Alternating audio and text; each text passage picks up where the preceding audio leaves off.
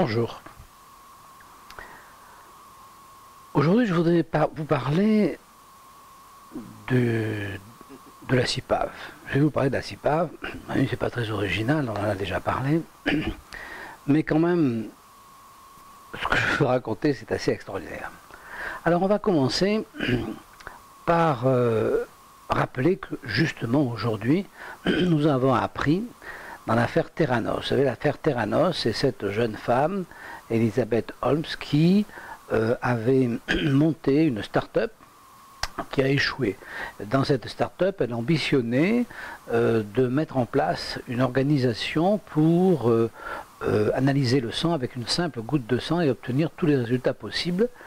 Malheureusement, cet appareil qu'elle imaginait pouvoir mettre en œuvre n'a pas pu être mis en œuvre, et donc elle a perdu beaucoup d'argent, et il lui est reproché d'avoir pris conscience à un certain moment que son appareil ne marcherait jamais, et d'avoir continué à quand même récolter de l'argent pour faire marcher cet appareil dont elle savait qu'il ne marcherait plus. Donc elle a été condamnée à 11 ans de prison, dont une partie avec sursis. Mais enfin, cette condamnation est assez symbolique et je la trouve assez juste, parce qu'effectivement, on a le droit à l'erreur, on a le droit de penser qu'on pourra réussir quelque chose, on a le droit de rater, mais on n'a pas le droit, sachant qu'on a raté, de continuer à vendre un produit dont on sait qu'il n'existera pas. Alors la CIPAV, c'est la même chose. Alors il faut que je vous raconte ce qui m'est arrivé la semaine dernière, et c'est pour ça qu'au lieu de l'écrire, je préfère vous le dire de vive voix. L'idéal eût été que je puisse enregistrer, puisque ça se passe à la cour d'appel de Montpellier.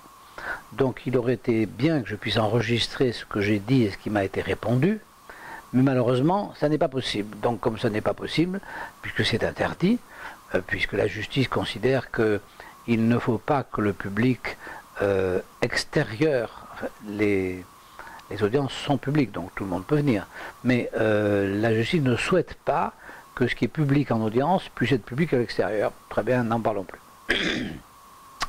Donc j'étais à la cour d'appel de Montpellier la semaine dernière. Alors pourquoi j'étais à la cour d'appel de Montpellier la semaine dernière? Alors j'étais à la cour d'appel de Montpellier la semaine dernière parce que je me suis installé à mon compte en 1965, le 1er avril. Bon, ça s'invente pas. Et du jour où j'ai été installé, on m'a dit, Monsieur Dumas, il faut que vous cotisiez pour votre retraite. Alors nous sommes des gens très bien, et nous allons nous occuper de l'argent que vous allez nous donner pour que vous puissiez avoir une retraite. Vous imaginez qu'à l'époque, j'ai 20 ans à l'époque, je ne suis pas majeur, puisqu'à l'époque on est majeur à 21 ans. Mon moteur, c'est pas la retraite, hein. Sinon j'aurais sans doute postulé à la SNCF ou au PTT, je ne sais pas à l'époque. Mais en tout cas, mon moteur, c'était pas la retraite. Mon moteur, c'était la vie, c'était le monde économique, c'était voilà, c'était l'espoir, c'était l'infini, c'était tout ce qu'on peut imaginer quand on a 20 ans. Donc je cotise. Je cotise dans un organisme que je ne connais pas, dont j'apprends après qu'il est sans doute organisé par justement des... à ce moment-là, les organismes qui s'occupent des retraites sont des organismes un peu corporatifs, donc je suppose que c'est des petits commerçants plus malins que les autres, et puisque je m'installe comme en activité commerciale, qui ont monté cette organisation de retraite, et donc je cotise. Bien, là on est en 65. Dans les années 80, la société qui me demande la cotisation change et ça devient la CIPAV. Bon, très bien. Qu'y a-t-il comme contrat entre moi et cette société? Ben, il y a un contrat qui dit ceci: monsieur, vous allez pendant 40 ans cotiser, et au bout de ces 40 ans, on va vous verser une retraite. C'est ça le contrat.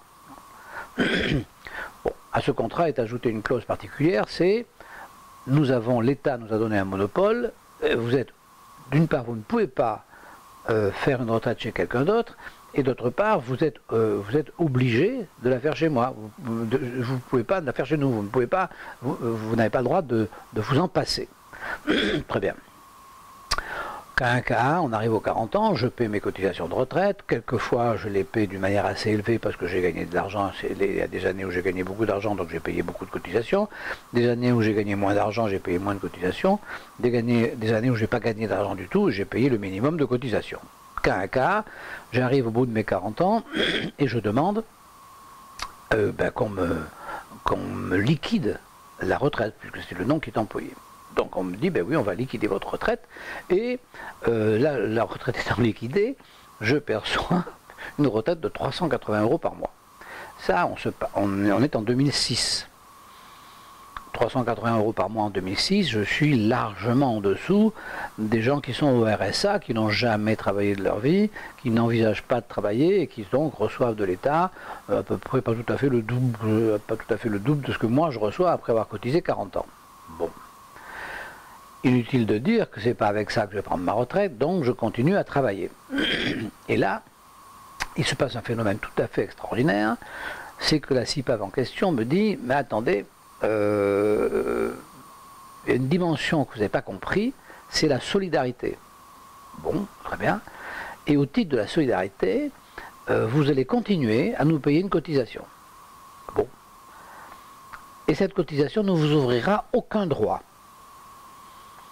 Et cette cotisation, vous la devrez même si vous ne gagnez pas d'argent. C'est-à-dire pas le seul fait que vous soyez installé à votre compte, que vous continuez votre activité, même si vous êtes déficitaire, même si vous ne gagnez pas d'argent, vous devez cette cotisation.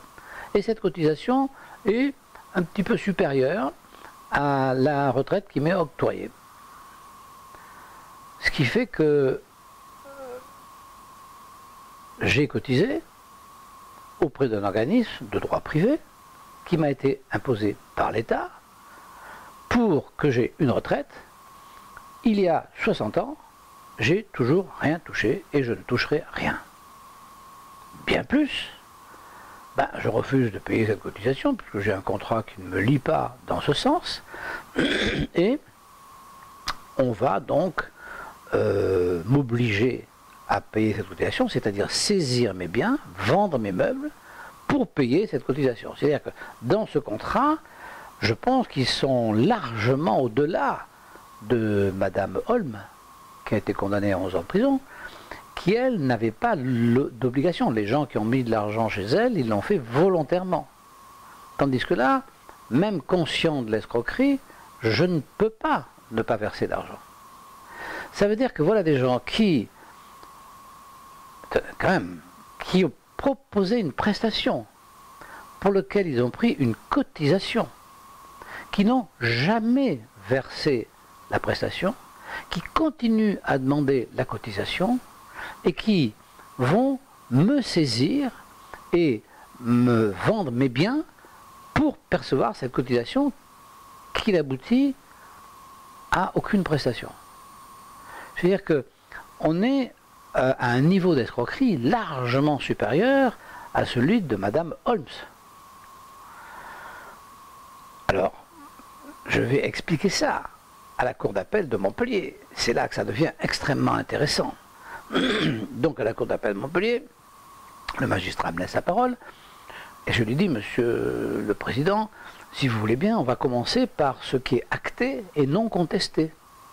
Alors ce qui est acté et non contesté, c'est que j'ai payé pendant 40 ans une cotisation, que la prestation que j'ai eue en échange, ça a été 380 € par mois, et que cette prestation, on me l'enlève, au motif que comme je continue à travailler, alors que je ne peux pas faire autrement avec 380 € par mois, au motif que je continue à travailler, je dois payer une cotisation qui est supérieure à ces 380 €. C'est-à-dire que ça fait bientôt 60 ans que je n'ai pas touché un rond, et que j'ai payé des cotisations. Alors le magistrat me répond, monsieur, c'est le droit. Bon, c'est le droit. Mais je dis, mais c'est le droit, je comprends pas ce que vous me dites. C'est quoi le droit? Je suis venu ici, c'est la cour de justice. C'est pas le droit. Le droit, oui, le droit, ça peut être l'apartheid. Le droit, ça peut être l'arianisation. Le droit, c'est n'importe quoi. Le droit, c'est la loi du plus fort. Il y a longtemps qu'on a compris ça. Mais nous, on a une justice indépendante, qui n'est donc pas liée au droit, qui doit rendre la justice à travers la loi, qui, elle, est constitutionnelle. Et la Constitution ne prévoit pas ce genre d'escroquerie. Et je lui dis, monsieur le magistrat, j'ai versé de l'argent, et il y a déjà longtemps que ceux qui prennent cet argent savent qu'ils ne pourront pas me payer, puisque chaque fois que j'ai versé de l'argent depuis 1965, cet argent a été immédiatement dépensé, puisque cette retraite, en fait, est une pyramide de Ponzi, puisque ce sont les entrants qui paient pour les sortants. Donc, chaque fois que j'ai donné 100 balles, ces 100 balles ont été immédiatement dépensées, sans pour autant que l'on sache si demain, on aurait de quoi, moi, me payer ma retraite. Et là, ce magistrat, quand même, qui est un personnage considérable, qui est un magistrat de la cour d'appel, hein, qui est un homme qui présente bien, me dit, mais... Et je lui explique, donc je lui dis, il n'y a pas de liaison entre ce que j'ai payé qui a été immédiatement dépensé et ce que je devrais toucher que je ne touche pas. Il me dit, mais si. Je dis, comment ça, mais si? Elle me dit, mais si. Votre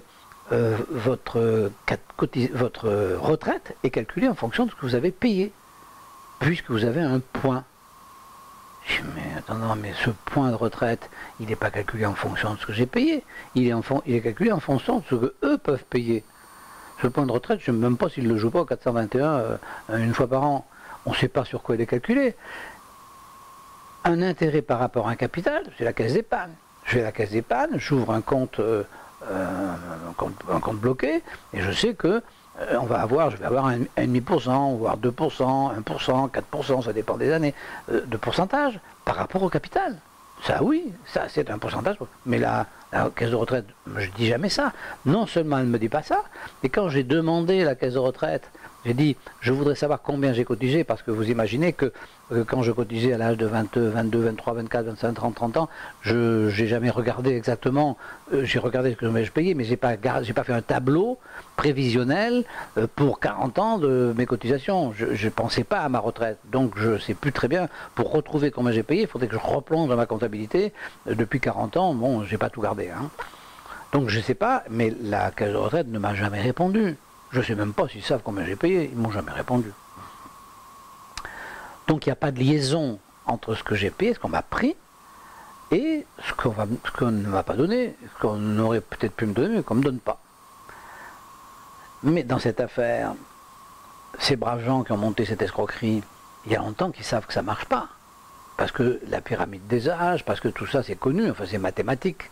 Donc il y a déjà de nombreuses années, je pense qu'ils ont dû s'apercevoir, admettons que cette retraite par répartition, ils aient imaginé que ça puisse marcher juste après la guerre. En fait c'était la seule solution pour avoir de l'argent pour payer des retraites en réalité, mais admettons qu'ils y aient cru. Bon, ben, je pense que dès les années 60, 70, ils ont compris que ça ne marchait plus. Ils le savaient. Donc ils sont comme Madame Holmes. Ils ont compris que ça ne marchait plus, ils ont continué à faire payer, et aujourd'hui ils sont absolument incapables de payer quelque chose. Enfin, en tout cas, en ce qui concerne mon cas, je ne pense pas être un cas isolé. Je pense que je suis un cas tout à fait ordinaire. Je ne pense pas du tout que je suis le seul en France dans ce schéma. Donc, nous sommes dans une escroquerie caractérisée par les hommes de l'État, et c'est là que ça devient intéressant, entièrement couvert par la justice. C'est là que, si vous voulez, il y a un vrai problème dans ce pays, c'est-à-dire que la justice n'est pas indépendante, elle prétend à l'indépendance parce qu'elle voudrait pouvoir juger comme elle a envie, mais elle n'est pas indépendante parce qu'en réalité, elle n'est incapable, elle est croyante, elle est incapable de comprendre, d'accéder à la vérité. Parce que dans cette affaire, j'ai eu affaire à un croyant, un magistrat qui me dit « Mais non, c'est votre argent qu'on vous distribue. » Alors que c'est une évidence que par répartition, on ne distribue pas mon argent. C'est une évidence absolue. C'est mécanique. Personne ne peut aller contre. Mais oui, il va contre. Et in fine, il me dit, et je pense qu'il va juger, je vous le dirai quand j'aurai le jugement, il me dit « Oh ben finalement, moi je ne suis pas saisi de ça. Je suis saisi de ce que vous demandez. Je suis saisi de savoir si la cotisation que vous demande la CIPAV est en règle avec le droit. » Bien sûr qu'elle est en règle avec le droit, puisqu'ils ont fait voter une loi pour pouvoir taxer les gens qui travaillent. Donc oui, c'est en règle avec le droit. Mais c'est complètement illégal dans l'absolu. C'est illégal par rapport à notre Constitution, c'est illégal parce que c'est une escroquerie, tout simplement. Et comment se fait-il que cette escroquerie n'est pas dénoncée par ce magistrat qui me dit ça ne me regarde pas. Je dis mais monsieur le magistrat, vous avez le devoir de dénoncer toute escroquerie. Tout le monde a le devoir, mais vous particulièrement. Vous voyez bien que c'est une escroquerie, vous ne la dénoncez pas. Il y a un problème. Donc voilà.